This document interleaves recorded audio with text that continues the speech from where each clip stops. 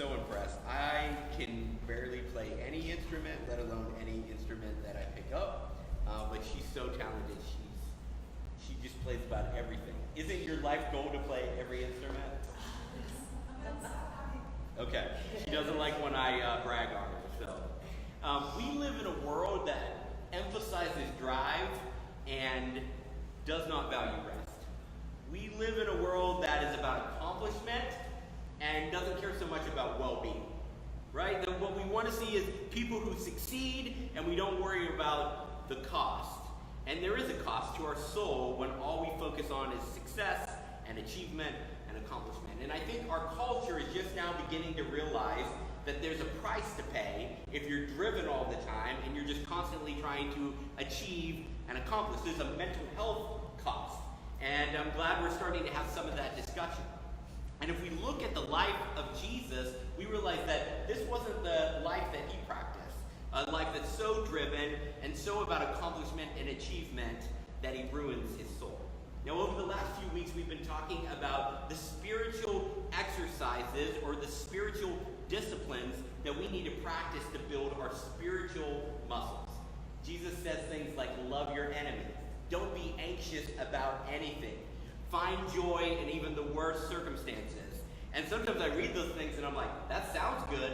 I'd like to be able to do that, but I can't. No matter how hard I try or how much I strive for it or want it, I just can't do it because I haven't developed my spiritual muscles, right? I use the example of, it would be like me trying to lift 200 pounds.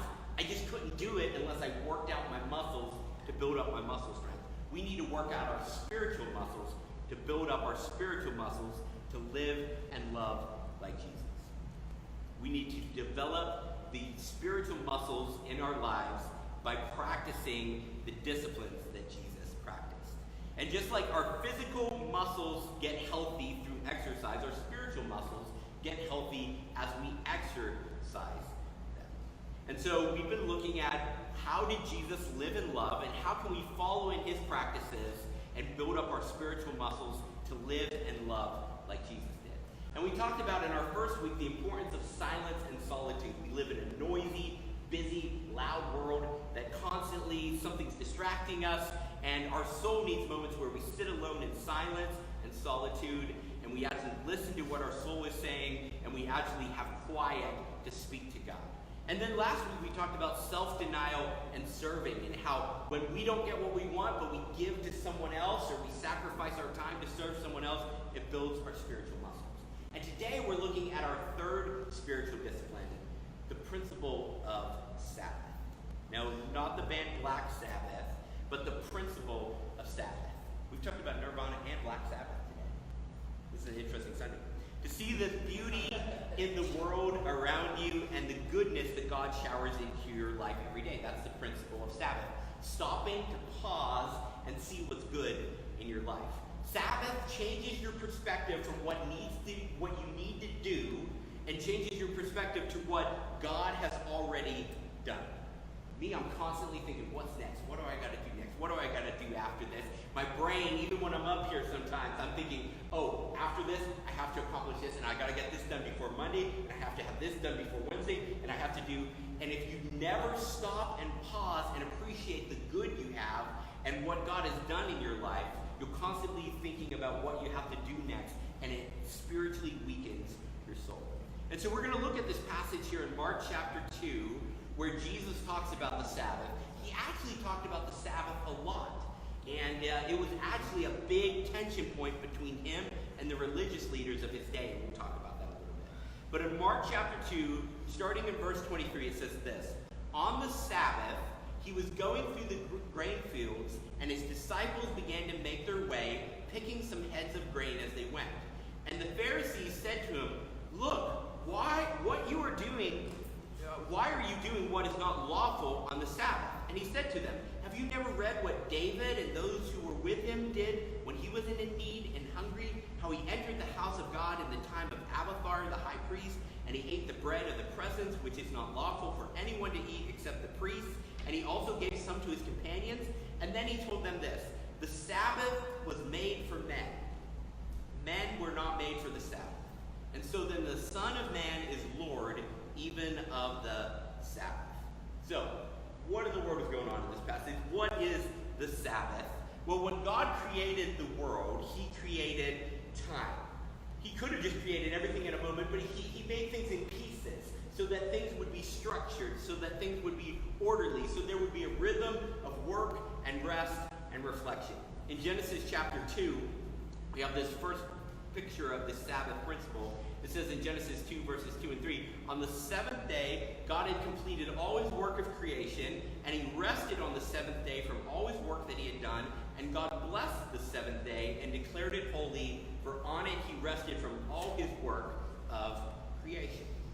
And so all throughout God's creation story, as we see in Genesis, God will make day and he'll make night, and he'll say, it's good. And then he'll make man, and he'll make animals, and he'll say, it's good. And he'll make water and seasons and light, and he'll say, it's good. And then at the end, he stops and he reflects on it, and he says it's good to stop and rest and reflect. God didn't rest from creating because he was tired. He rested because he was done. He sat back and reflected on everything that he had done. And he built this principle into our world, that we need to stop and rest and reflect. That it's a good thing to stop and rest and reflect. And we see this rhythm in our everyday lives, right? We wake up, and then we reach a certain point where no matter how much caffeine you drink, you reach a breaking point and you have to stop and rest. But we also need times where we choose to stop and rest and reflect. Humans were never designed to be constantly working, constantly achieving, constantly striving. We were designed to constantly be worshiping. Not constantly working, but constantly worshiping. And we should worship in our work and in our rest. And what Sabbath is stopping to rest and reflect. And in doing so, we worship the God who allows us to rest and reflect. We worship the God who has done so much and accomplished so much through us and around us. So when God established the Jewish people to be the special platform for a special person, Jesus, to restore his presence to humanity, he said part of what's going to make you special is you're only going to work 6 days and you're going to rest the seventh day, and it's going to be this special day called the Sabbath. And so for the Jewish people, from sundown on Friday to sundown on Saturday, they were instructed to not do any work. They were to prepare food the day before so that they wouldn't be busy preparing food. It was supposed to be a day to eat, to worship, to rest, and to spend time with family and friends.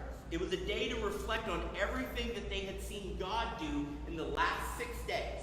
They were forced to stop. It was part of their whole nation. The whole nation ground to a stop on the Sabbath so the whole nation could stop and say, what have we seen God do in the last 6 days? And today, I run so fast and so furious, and I'm involved in so many different things and running so many different directions, it's very rare that I ever stop and say, what did God do in the last month, in the last week, in the last day?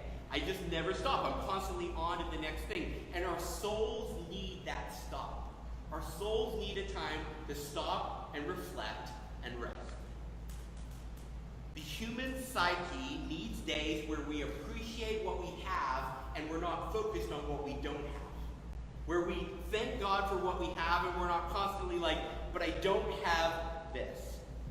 If we don't take days to reflect and rest and thank God for what we have, we'll be obsessed with days. We'll be obsessed with the things that we don't have. That will fill our days, constantly thinking about what we don't have yet. Now, the Sabbath principle wasn't just in their calendar weeks for the Jewish people.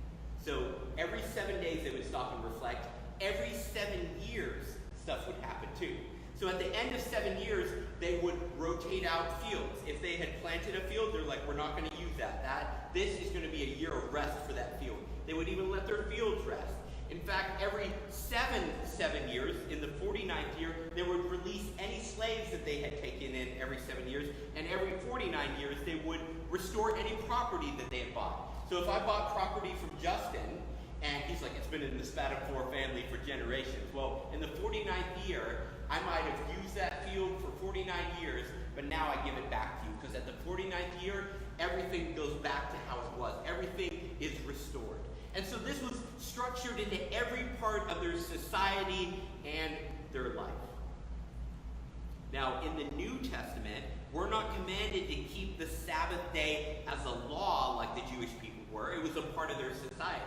But we are encouraged to keep the Sabbath principle, which is resting and reflecting. It doesn't have to be sundown from Friday to sundown on Saturday like the Jewish people practice, but it needs to be a practice in our life where we take days to rest and reflect. Now, the religious leaders in Jesus' day had a big tension point with him about the Sabbath because they were obsessed with rules. And they took something that God meant to be a blessing and they turned it into a burden. And religious people still do that today, right? God says something that's supposed to help us, supposed to encourage us, supposed to be a blessing, and religious people are like, how can I control people with this? And that's exactly what they tried to do. They made it so extreme when they talked about the Sabbath that they would punish you if you plucked a gray hair on the Sabbath. Have you ever been, grooming in the mirror and you're like, gray hair? I'll just pull that one out so that I keep the other hairs that are the right color. If the Jewish religious leaders saw you do that, they say, you're harvesting on the Sabbath. How dare you? It's against the law to work on the Sabbath, and you're harvesting on the Sabbath. God never said that, but they've added laws onto what God said because they were so obsessed with this. And so Jesus here is walking through a grain field, and he brings up this point of Sabbath because they start feeling like their rules are being infringed on. But they completely miss the point because God cares about people, not about rules. He gives rules to help people, not harm them. God's rules are always about deepening his relationship with us. Man's rules are always about how can I control my fellow man. Now, when I was a kid, my family wasn't from a church background, and so my mom started going to church, and then my sister and I started going with her, and eventually my dad started going, and they just started working through, like, who is Jesus? And we didn't know anything about church or what to expect. And so I remember my parents were like, we're going to take the pastor out to lunch, and we can ask him some of our questions. And so they had called during the week and said, after church on Sunday, we're going to take you out to lunch. And so the pastor got up that Sunday, and he preached a sermon on Sabbath. And he said, keep the Sabbath day, keep it holy. You should not work. You should not go out to eat and all this stuff. And so my parents were real nervous. They didn't know anything about church. They went up to him afterwards, and they're like, so are we going out to eat? Or is this bad? Like, are you not supposed to go out to eat? And what we found out was Sunday is not Sabbath. You'll hear people say this sometimes, right? Like, Sunday equals the Sabbath. No. Sabbath is from sundown on Friday to sundown on Saturday. That's the Jewish day. We still keep the principle of Sabbath, but Sunday in the New Testament is the Lord's Day. We started worshiping on this day because Jesus rose from the dead on this day. We don't worship on the Sabbath anymore. We can practice the principle of Sabbath on Sunday. But if we're honest, most people don't practice Sabbath on Sunday. In Tennessee, the church I was at, on Sunday, I was there for the morning service at 8:30. I'd have Sunday school after that. Then I'd be there for the second service. Then I'd be back there for a deacon's meeting, usually around 3. Then I'd be back for choir practice at 4. Then I'd be back for the evening service at 5. And sometimes there was a meeting after the service. That was not a day of rest and reflection for me. That was a day of busyness and tiredness and exhaustion. And so we don't have to practice Sabbath on Sunday, but the principle of Sabbath can be practiced on any day. Regardless of what day you practice it on, people need Sabbath. Sabbath was a gift from God to humanity because our souls need to rest and reflect. Your spiritual muscles develop as you rest and reflect. It's about stopping to enjoy everything that's good in your life. And when I don't take those moments to stop and enjoy what is right in my life, constantly focused on what is wrong in my life. Now, Sabbath is not wallowing, but worshiping. Have you ever had this where you have a really bad day? Maybe you have a breakup, maybe you lose your job, maybe something really bad happens, and you're like, I'm just going to watch Dirty Dancing and eat a whole tub of ice cream. Yeah, some people are with me. And you're like, that's how I wallow, right? That's how I get through this thing because it's so painful and it's so bad. And we're like, so what you're saying, Alex, is I need more of those days, right? That's Sabbath. No, Sabbath is healthy rest, not unhealthy rest. Have you ever had unhealthy rest, like where you sit on the couch all day and you watch Netflix? Do you feel more rested afterwards or less rested? After I sit on the couch all day and watch Netflix and eat pizza or something, I get up and I feel gross. You know, you feel bloated and sluggish. You feel bad. Sabbath is about doing things that are healthy rest. There is a lazy rest, a selfish rest, and then there is a worshipful rest, a healthy rest. Rest that leaves you more tired is not rest. It's running. We're trying to avoid our problem. Rest will always make you more energized to face what you're going through. It's not wallowing, it's worshiping. Now, for Christmas, my family got me a hammock. And I was real excited about this. My mom and dad bought me a hammock. And do we have any hammock people out here? Nobody's a hammock people. Oh, kind of hammock people? We should hammock together sometime. So, the thing is about a hammock, when I went out to try this out, I was like, sweet, I'll just put this up between two trees and I'll be good to go. You know, you stretch it out, you put it hanging on two trees. Well, I'm a heavy guy. So I put it up on these two trees and I was just kind of like, you know, jump back into it, instantly go to the ground, you know, because the trees weren't strong enough to hold me up. And if you try to take a Sabbath that is put up by two selfish or destructive things, that's not going to be a healthy Sabbath. Your Sabbath has to be held up by worship and beauty. It has to be held up by an appreciation for everything that God has done, an appreciation for everything that's good and beautiful and enjoyable in your life. We're surrounded by good things in our lives, but we so often focus on the bad things in our lives. You know, I can taste food and it's delicious. Could you imagine if all food tasted bad? Like, I never thank God. You know what? Thank God for taste buds. I've never said that, but I should. You know, I can look out and it's a beautiful day, but instead I focus on something that's not going well. Sabbath is about eating fresh, healthy, delicious food that doesn't make you feel gross.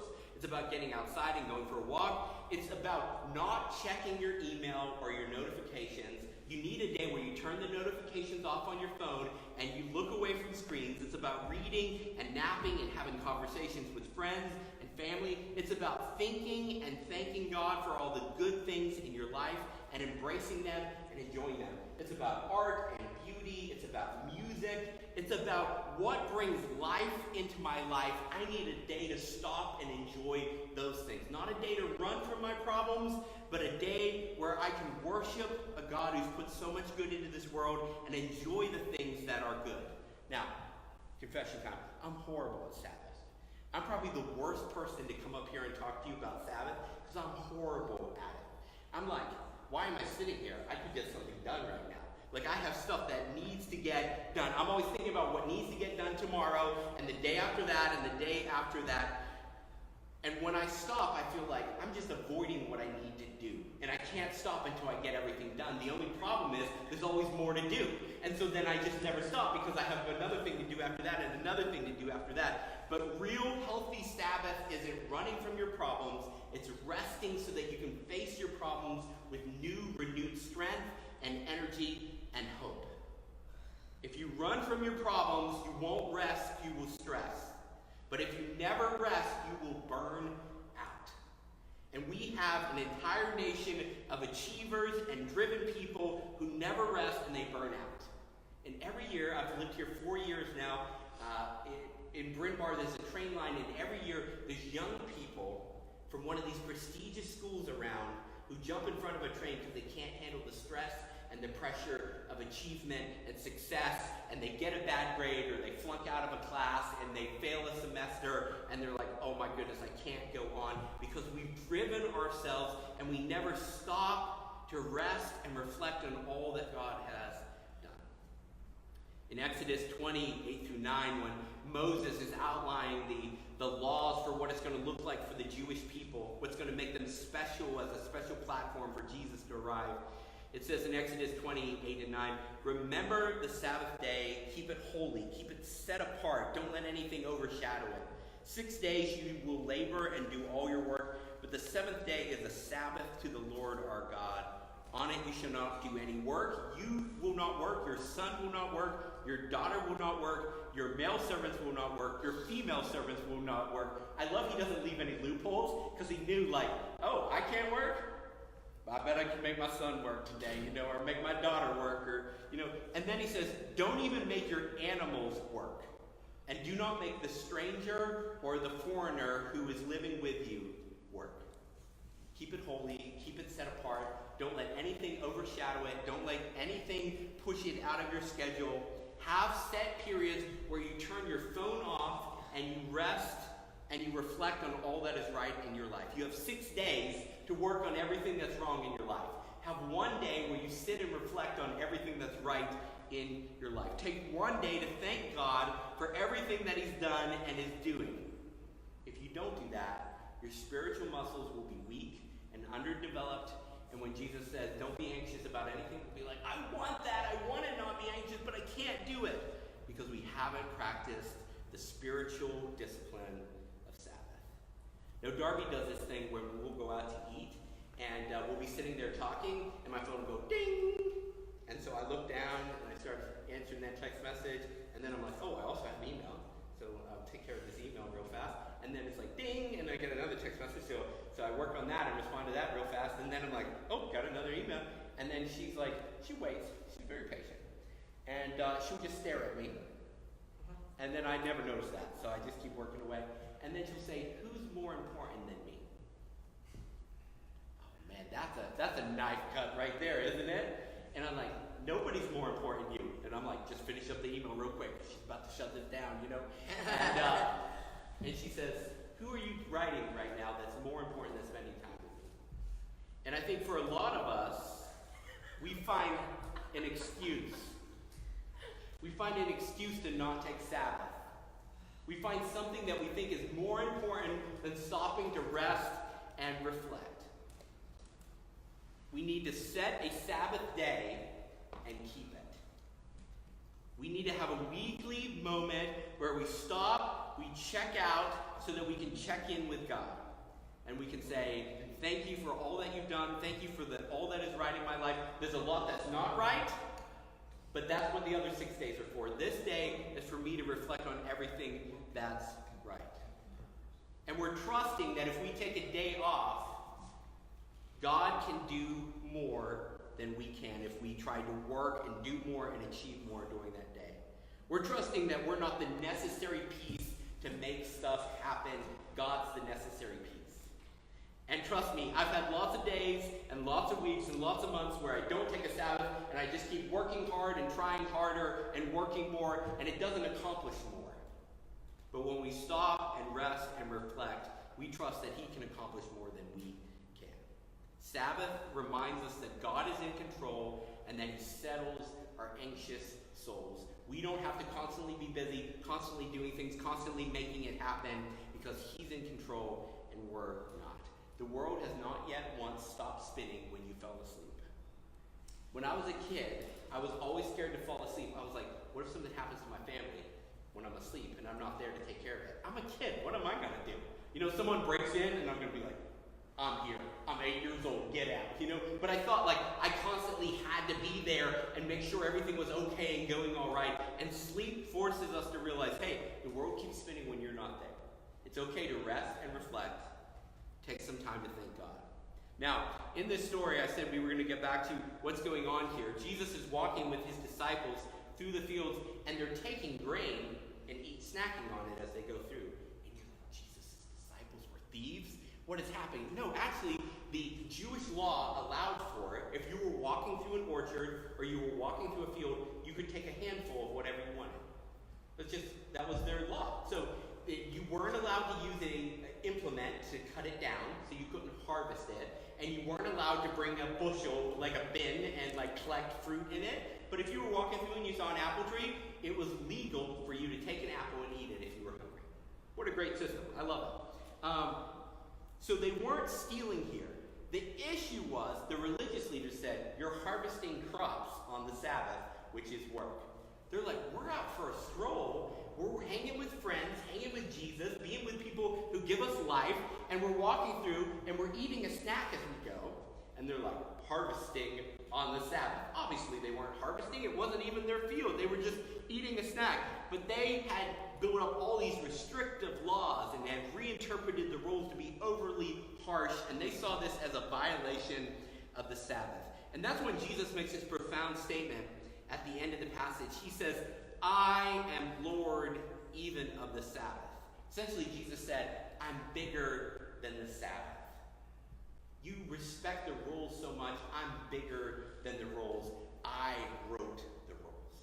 Jesus is claiming to be God. Jesus not only wrote the rules, he rewrote the rules so that we could live and love like him. So that we could live in the presence of God's love forever. I love in another passage, Jesus says, I did not come into the world to condemn the world, to punish people, to crush them. I came into the world to rescue people. Do you need Jesus to rescue your life? It says that Jesus is Lord of the Sabbath, but he can also be Lord of your life and Lord of my life. He's promised not to reject anyone who cries out to him and says, save me, rescue me, I need you, Jesus. He's promised to give us the Holy Spirit, his own supernatural power, to allow us to build our spiritual muscles so that we can live and love like he did. Now, with each of our spiritual disciplines, this spiritual workout, we've talked about what does that look like in our everyday life. Spiritual disciplines, remember, are committed to individually, but enjoyed in community. We say, hey, I'm going to do this, but it's more fun if I do this with people. And it's also something like, you could say, okay, I'm going to practice Sabbath once a year. And that's like saying, I'm going to jog once a year. It's not going to change how healthy you are, right? These need to be weekly practices we build into our lives. So what does it look like as an individual? Set a day. Maybe you say, you know what, Alex, I can't take a whole day. Take a half day each week where you turn off your phone, you don't check your email, you turn off your notifications, you turn off your screens, where you don't work, instead you nap, you eat clean, healthy food, you get outside, you spend time with people who put life into your life instead of pull life out of it, you go for a walk, you rest, you rejoice, you thank God for everything that's good and right and wonderful in your life. And in community, that might look like you gather friends who say, hey, we're going to take Sabbath on the same day that you are. We're going to spend that same half-day section, and we're going to spend life together, eating together and laughing together and playing games and getting outside and enjoying good food together. Our lives sometimes seem so dark because we've not taken a moment to recognize how much good is actually in them. When I don't stop to rest and reflect, all I see is the darkness. When I stop to rest and reflect, all of a sudden I realize I have so much good in my life. We need Sabbath. Let's pray. Lord Jesus, thank you for the principle of Sabbath. Thank you for being Lord of the Sabbath.